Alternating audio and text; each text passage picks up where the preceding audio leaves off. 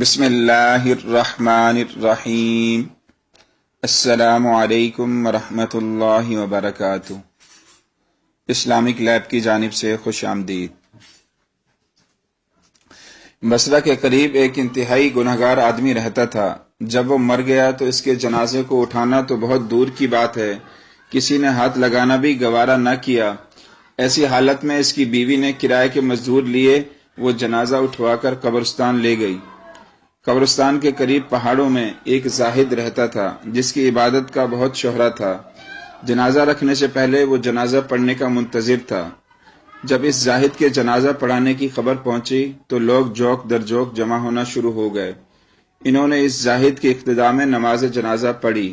لوگوں کو زاہد کے اس کام پر سخت حیرانی ہوئی۔ انہوں نے نماز جنازہ کے بارے میں اس سے سوال کیا تو اس نے بتایا کہ مجھے خواب میں حکم ملا، فلاں جگہ جاؤ، وہاں جنازہ آ رہا ہے، اس کے ساتھ صرف ایک عورت ہے، جس کا جنازہ ہے وہ مغفور ہے، یعنی اللہ نے اس کی مغفرت کر دی ہے۔ اس جملے پر لوگوں کی حیرانی میں مزید اضافہ ہوا۔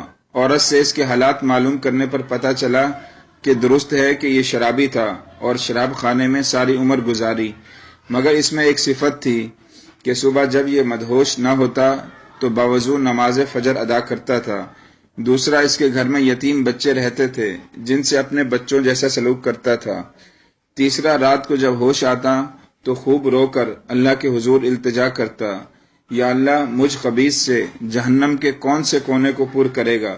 جب یہ راز کھل گیا تو زاہد روانہ ہو گیا۔ اللہ تعالی ہم سب کی بھی مغفرت فرمائے، آمین۔